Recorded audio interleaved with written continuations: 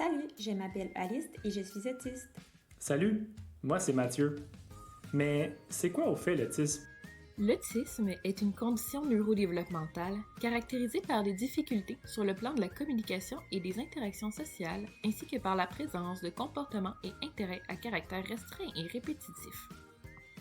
Tout comme Mathieu, plusieurs personnes se posent des questions sur ce que c'est vraiment l'autisme. Et malgré les avancées scientifiques, de nombreux mythes circulent toujours au sujet de l'autisme. Par exemple, en 1998, le Dr Andrew Wakefield affirme que l'autisme est causé par les vaccins après avoir observé 12 enfants présentant des régressions développementales suite à la vaccination pour la rougeole, oreillon, rubéole. Quelques années plus tard, nous avons appris que les données étaient falsifiées. La majorité des auteurs se sont même dissociés de l'étude. Finalement, le Dr Wakefield a perdu sa licence pour faute éthique et professionnelle grave et le journal a retiré l'article.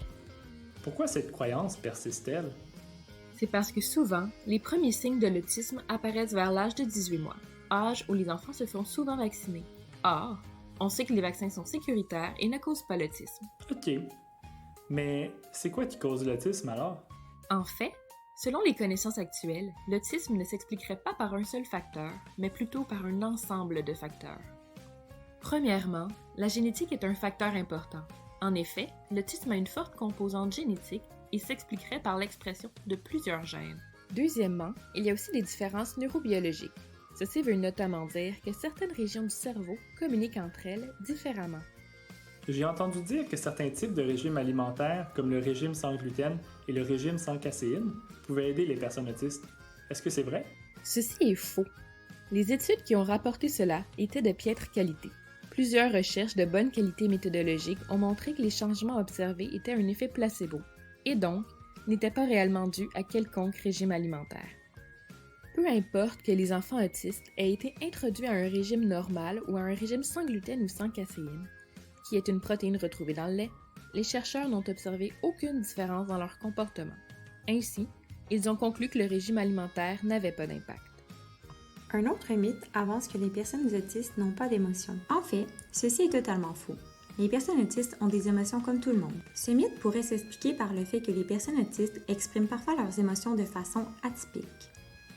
Ainsi, les personnes non autistes peuvent avoir de la difficulté à reconnaître les expressions émotionnelles des personnes autistes et penser à tort qu'elles n'ont pas d'émotions. Est-ce que c'est vrai que les personnes autistes ne veulent pas socialiser ni avoir des amis? Pas du tout. Bien que l'autisme puisse s'accompagner de certaines difficultés sociales, ce n'est pas vrai que toutes les personnes autistes ne sont pas intéressées à socialiser et à avoir des amis. Une récente méta-analyse, soit une étude synthétisant les résultats de toutes les études existantes sur le sujet, montre que les enfants autistes ont la volonté et la capacité d'avoir des amis. Il ne faut donc pas prendre pour acquis que la personne autiste préfère être seule. Bien que la population soit de plus en plus sensibilisée et informée quant à l'autisme, plusieurs mythes circulent toujours dans la société. Ces derniers peuvent être dommageables puisqu'ils entraînent la généralisation de conclusions hâtives et propagent des informations erronées qui stigmatisent les personnes autistes.